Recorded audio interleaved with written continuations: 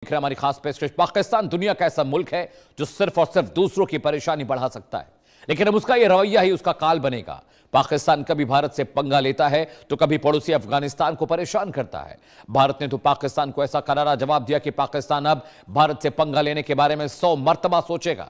लेकिन जिहादी जनरल मुनीर अब अफगानिस्तान पर अटैक कर रहा है, लेकिन पाकिस्तान शायद यह भूल गया कि तालिबान ने अमेरिका को नहीं छोड़ा तो पाकिस्तान किस चिड़िया का नाम है। वहीं पाकिस्तान में पहले से ही गरीब जैसे हालात हैं। एक और टीटीपी ने नाक में दम कर रखा है तो दूसरी तरफ बीएलए ने पाक फौज को घुटनों पर ला दिया है। जो हालात अभी पाकिस्तान में हैं, क्या ये पाकिस्तान के अंत का संकेत है?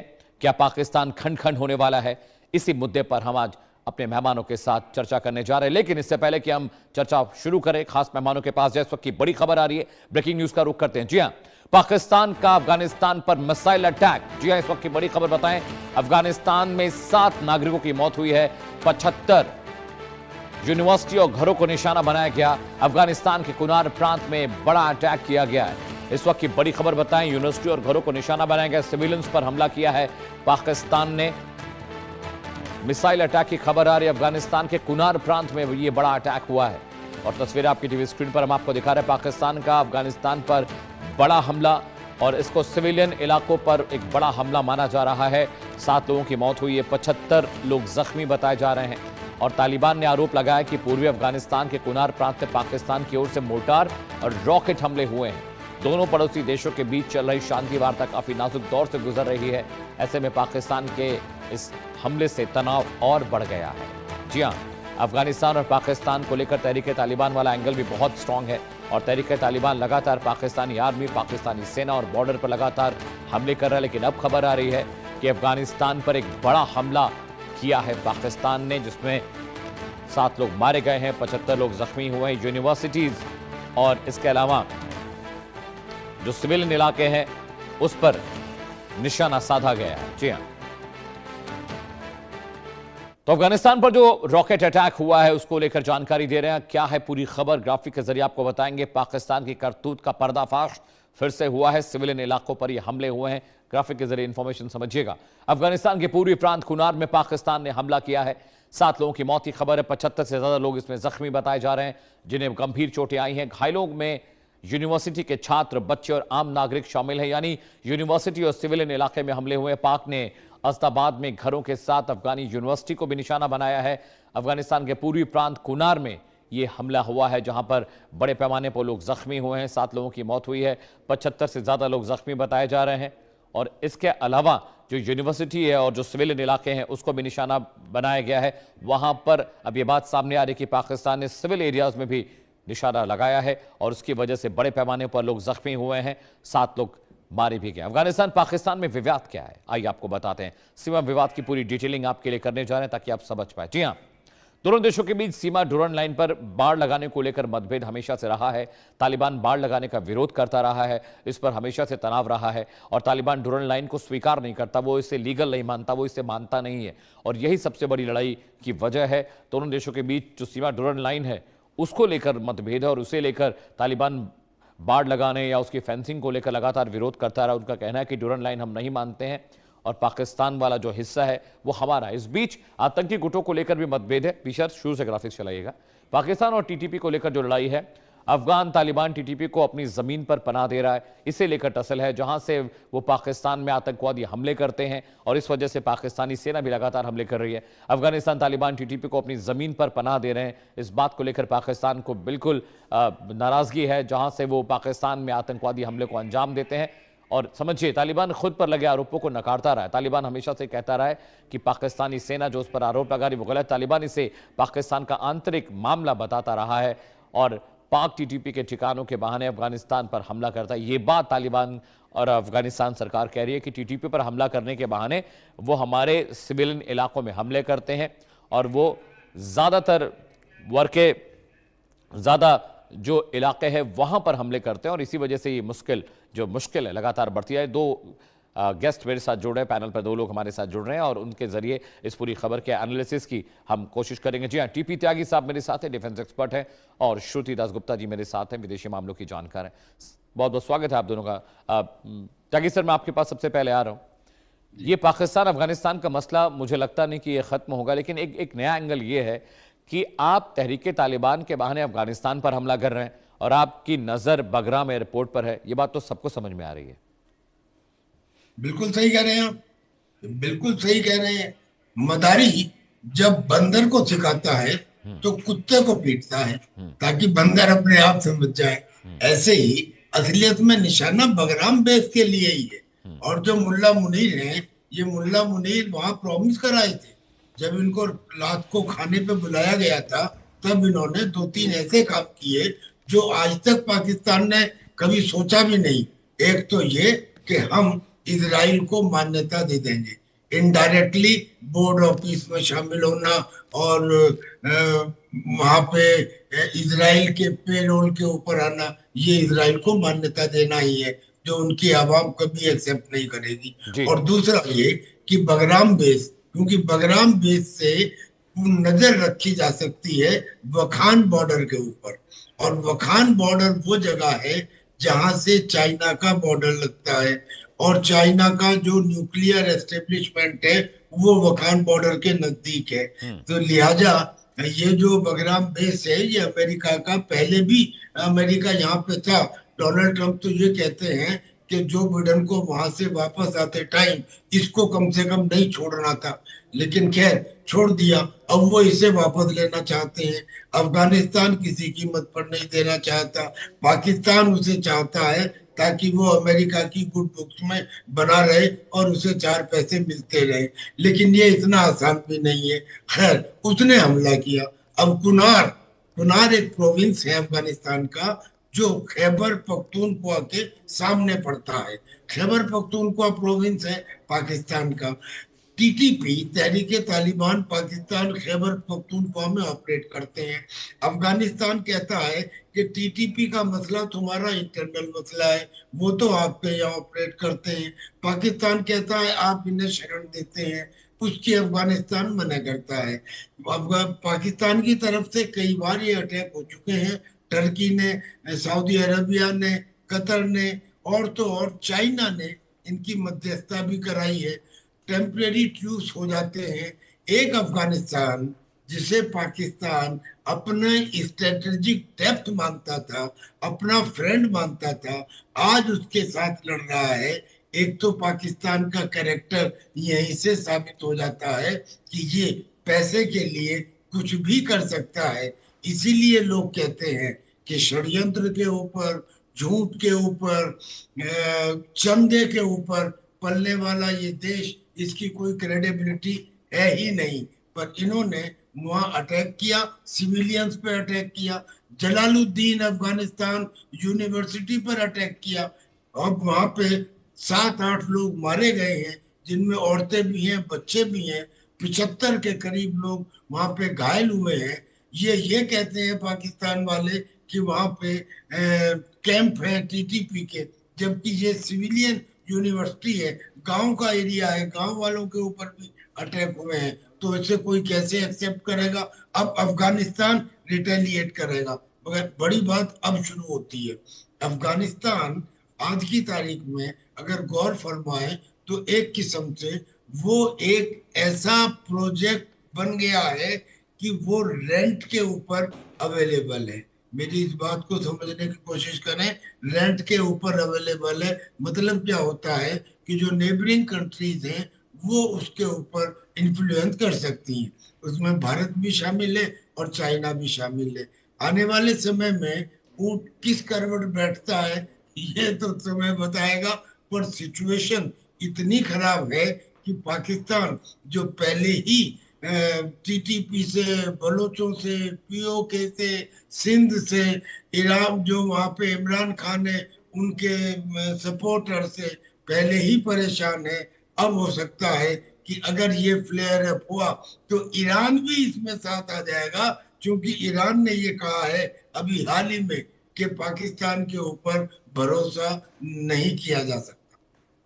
Alright sir, Shruti please. Ma'am के पास जा रहा हूं। श्रुति मैम, पाकिस्तान ने जानबूझकर सिविल इलाकों में हमले किए, यूनिवर्सिटीज है वहां पर, सिविल इलाके हैं, कॉलोनीज हैं, वहां पर अब रॉकेट और मोर्टार दाग रहे हैं। आपको पता है तरीके तालिबान की पोजीशनिंग क्या है, आप मिलिट्री इंस्टॉलेशन जानते हैं अफगानिस्तान के कहाँ हैं, उसके बावजूद इतनी बड़ी इग्नोरेंस है। इसका मतलब है कि जानबूझकर आप अफगानिस्तान को परेशान करना चाहते हैं ताकि वो गुस्से में आकर अपनी हरकतें करें, वो आप पर हमले करें, फिर आप अपने आप को विक्टिम की तरह दिखाएं।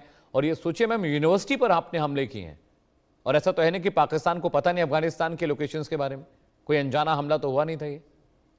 अमित जी, इस आपके सवाल में ही आपका जवाब छुपा हुआ है कि उन्होंने यूनिवर्सिटी पे इस बार अटैक किया। पिछला बड़ा अटैक उन्होंने एक ड्रग रिहैबिलिटेशन सेंटर पे किया हॉस्पिटल था। पर किया था ये और सर। हाँ, और वो उस हॉस्पिटल, उस ड्रग रिहैबिलिटेशन सेंटर जो था, उसके लोगों को उसके लोगों के तो बाहर यूएन के लोग भी देखने आए थे और यूएन रिपोर्ट भी जारी करी गई थी कि ये सिविलियंस पे अटैक हुआ है। तभी भी पाकिस्तान जो है अमेरिका की छत्र छाया के नीचे खड़े होके सीना ठोक के बोल रहा है कि वहां टीटीपी के लोग थे, हमने उस पर अटैक किया। एक भी उन्होंने इंटरनेशनल फोरम में प्रूफ नहीं प्रोड्यूस किया कि जहां जहां वो कह रहे हैं अटैक हो रहा है वहां वहां टीटीपी की इंस्टॉलेशंस है या टीटीपी के टेररिस्ट है।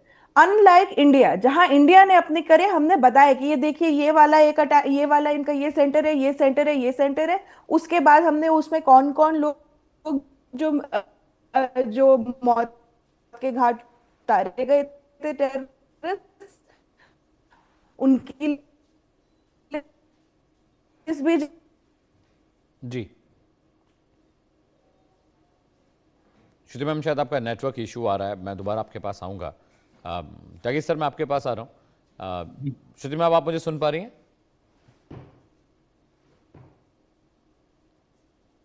जी पीसीआर, आई कैन अंडरस्टैंड कि नेटवर्क का इशू आ रहा है, I can hear it once.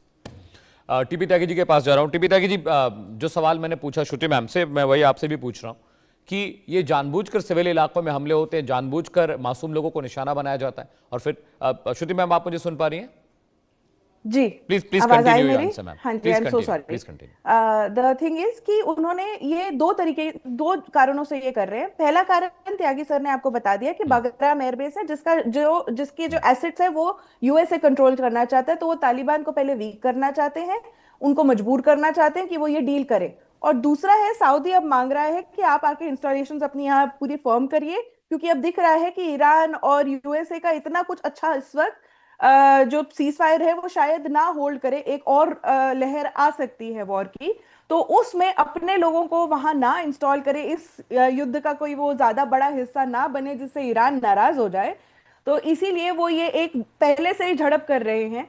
कोई प्रूफ नहीं है इस वाले ऑपरेशन को। पाकिस्तान की आर्मी ने फॉल्स फ्लैग बोला है पाकिस्तान, हमने तो अटैक किया ही नहीं। तो एवं लोग वहां पे मोटर शेल में आके मर गए। क्या अफगानिस्तान के तालिबान को जरूरत है अपने ही लोगों के ऊपर मोटर डालने की, जबकि वो फुल्ली इन कंट्रोल है पॉलिटिकली एंड गवर्नमेंटली?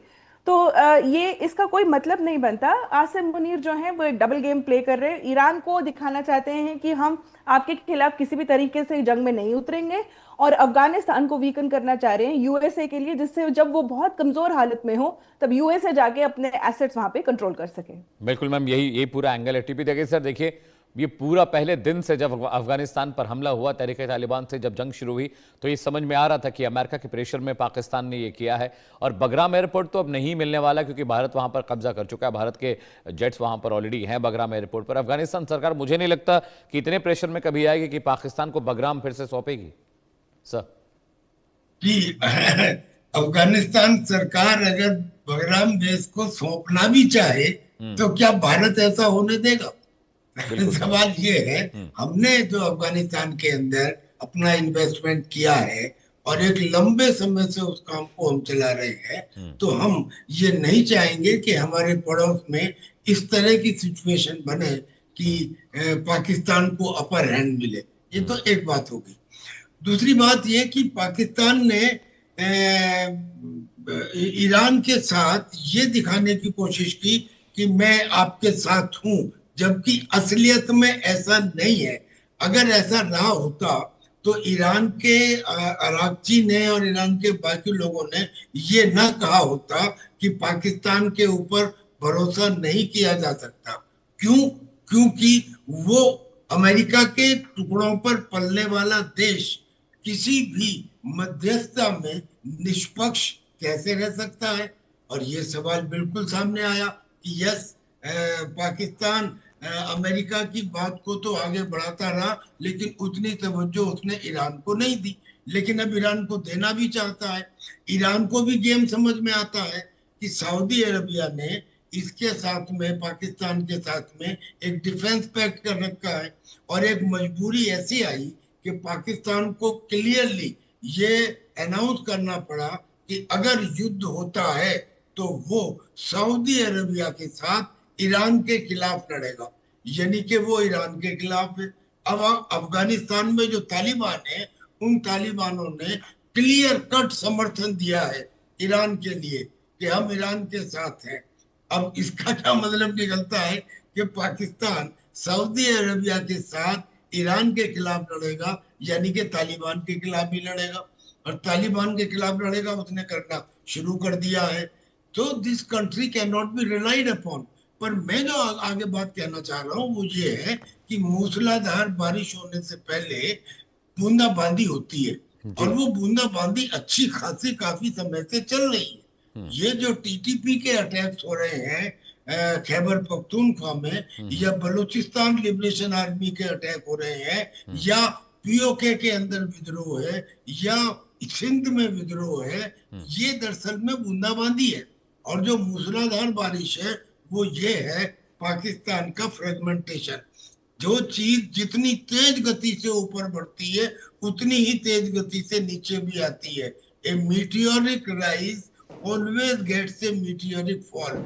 इन्होंने अमेरिका में जाके एक डिनर क्या कर लिया डोनाल्ड ट्रंप के साथ में, तो फिर ये सोचने लगे कि अब तो पूरी दुनिया हमारे हाथ में आ गई, और जब से इनको मध्यस्थता के लिए चांस दिया गया तब से तो बिल्कुल ये हवा में उड़ने लगे। अब इन्होंने अपने पैर के ऊपर कुल्हाड़ी मारी है अफगानिस्तान में सिविलियंस के ऊपर अटैक करके।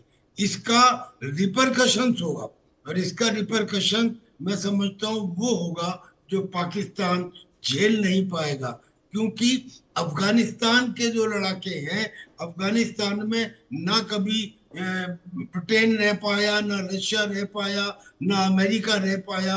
वो लड़ाके अपनी इज्जत के लिए लड़ते हैं, और उन्होंने कई बार डुरंड लाइन पे पाकिस्तान के सिपाहियों की पतलूनों को और उनकी यूनिफॉर्म को टांगा है।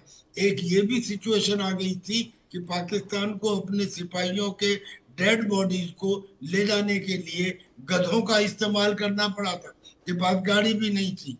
तो अब चूंकि वो डुरंड लाइन को नहीं मानता, बलोच दोनों तरफ है, अफगानिस्तान में भी पाकिस्तान में भी, और बहुत मुमकिन है कि ये बलोच एक दूसरे से मिलने के लिए अब अफगानिस्तान एक एक एक अनएक्सपेक्टेडली एक बहुत बड़ा रिटेलिएटरी हमला पाकिस्तान पर करे। ठीक है, श्रुति मैम के पास जाओ। श्रुति मैम, एक किसी बड़े एस्ट्रोलॉजर ने पाकिस्तान को लेकर भविष्यवाणी की थी, मुझे नाम उनका याद नहीं आ रहा। उन्होंने कहा था कि पाकिस्तान दुनिया के नक्शे से बहुत जल्दी मिट जाएगा। उन्होंने ये भविष्यवाणी की थी, और मुझे लग रहा है वो भविष्यवाणी इसलिए भी है क्योंकि आप देखिए, आप अफगानिस्तान में लड़ रहे हैं, तहरीक तालिबान से लड़ रहे हैं, आप बलूचियों से लड़ रहे हैं, उसके बाद आप अमेरिका ईरान के मसले में भी घुसे हुए हैं, आप भारत से भी लड़ाई कर रहे हैं, दुनिया भर से आप कटोरा लेके पैसे भी मांग रहे हैं, इकॉनमी खत्म होती जा रही है। आपको मुझे लगता है ये जो भविष्यवाणी हुई है, ये शायद मुझे लगता है आने वाले 10-1 सालों में हो भी जाएगी, 10-15 सालों में। 10 साल तो आप बहुत लंबा टाइम दे रहे हैं, उसके लिए उसकी इकोनॉमी सर्वाइव करनी चाहिए अमित जी। क्योंकि अगर हम थोड़ा मिलिट्री से थोड़ा हट के बात करते हैं, इसका एक और एंगल भी हो सकता है। वो ये है कि जो अंदर जो देश के तनाव बन रहा है, जो एनर्जी क्राइसिस के चलते, IWT के चलते जो उनके लॉसेस हुए हैं, हमने इंडस वाटर ट्रीटी जो है उसको जो अवेयंस में रखा है, उसके चलते उनकी GDP कम से कम 2% श्रिंक करने वाली है। उनके जो मेजर शहर हैं सिंध के अंदर, उसके अंदर रोलिंग ब्लैकआउट्स होते हैं, 25% ब्लैकआउट्स बढ़ गए हैं। उनका जो है 20 to 25% खारिफ का क्रॉप ऑलरेडी डिफाइन किया गया है कि वो नहीं हो पाएगा, शॉर्टेज में जाएंगे वो। उनके जो प्रोडक्शन है कॉटन, बाकी सब जूट वगैरह जो अपनी जो एक्सपोर्ट्स करते हैं, उसके ऊपर भी इम्पैक्ट आने वाला है। तो IWT का एक इम्पैक्ट उनके ऊपर ऑलरेडी है। जो अब एनर्जी क्राइसिस जो दुनिया झेल रहा है, उसका क्राइसिस तो हम ऑलरेडी देख चुके हैं कि वो लोग ऑलरेडी ऑस्टेरिटी मेजर्स में जा चुके हैं कि भाई किसी तरह से गवर्नमेंट में लोग जो है वो गाड़ियां नहीं चलाएंगे, वो 4 दिन ही ऑफिस आएंगे, स्कूल्स कॉलेजेस बंद कर दिए गए, भाई ऑनलाइन आप करिए जो करना है। तो ये सारे ऑलरेडी मेजर्स हैं। तो इनकी इकोनॉमी जो है इस वक्त तनाव में है। अब लोग जो है जब इतना उसमें होते हैं, तनाव में होते हैं, प्रेशर में होते हैं, तो वो क्या करते हैं, विद्रोह करते हैं कि भाई किसी तरह भी ला के दो, तुम क्यों अपनी आर्मी को इधर उधर भेज रहे हो, कुछ भी करो और खाने को ला के दो, जीने को ला के दो, हमें वो संस्थान जो है वो अवेलेबल करवा के दो हमको। तो उस विद्रोह से हटाने के लिए, ये फीलिंग ऑफ नेशनलिज्म जागृत करने के लिए, या तो कभी वो इंडिया के साथ पंगे लेते हैं, और इस बार अब उनको एक मिल गया है कि अफगानिस्तान, क्योंकि उसके पास मल्टीपल बेनिफिट्स हो जाते हैं कि भाई ईरान से नहीं, ईरान के सामने हमें जाके लड़ना नहीं पड़ेगा सऊदी की तरफ से, हमें अमेरिका को भी खुश करने को मिल जाएगा, और हमारी पूरी आवाम जो है ना वो भी गुमराह हो जाएगी कि पाकिस्तान जिंदाबाद की फिर से रैलियां निकल जाएंगी। तो अपने डोमेस्टिक प्रॉब्लम्स को एक्सटर्नलाइज करने का, जो इनका हमेशा से प्रॉब्लम रहा है, अपनी इंटरनल प्रॉब्लम्स को एक्सटर्नलाइज करने का इनको एक नया आउटलेट मिल गया अफगानिस्तान, जो मिलिटरीली उनके उस तरह से जवाब नहीं दे पाता है। क्योंकि अगर आप एडवांस इक्विपमेंट्स देख पाए, जैसे त्यागी जी भी आपको बताएंगे, वो उनके पास उस तरह से नहीं है। एयरफोर्स, नेवी तो है ही नहीं, एयरफोर्स तो उस तरीके की है ही नहीं उनके पास। उनके पास बस दिलेरी है, वो दिल से लड़ते हैं, आके भिड़ते हैं, वो ऑन ग्राउंड जो है वो बहुत अच्छा इनको जवाब देते हैं। तो इसीलिए इनको दूर दराज से लॉन्ग आर्टी शेल्स, मोर्टर्स, इनसे मारा जाता है, एयरफोर्स को यूज किया जाता है, जिससे उसका जवाबी हमला बार बार उनको ना फेस करना पड़े उसी सेम लेवल पे। इंडिया के साथ वो इस वक्त पंगा नहीं ले रहे, क्योंकि एक भी पंगा लिया तो ऑपरेशन 2 हो जाएगा। तो अपनी इंटरनल प्रॉब्लम को वो किस तरह से छुपाएंगे अपने लोगों से, किस तरह से लोगों को वापस कॉम के पास, बोला है ना कॉम, और उन्होंने क्या यूज किया था जब उनका इमरान खान के साथ चल रहा था कि आर्मी और कॉम के बीच में तनाव नहीं होना चाहिए, बस वही दोबारा होने लगेगा इस इकोनॉमिक प्रेशर के चलते। तो उसको ऑलरेडी मिटिगेट करने के लिए उन्होंने ये अटैक एक और कर दिया है मेरे हिसाब से। ठीक है श्रुति मैम, आपका और टीपी त्यागी सर आपका भी बहुत बहुत शुक्रिया। देखिए, पाकिस्तान में मसला सिर्फ ये नहीं कि वो लगातार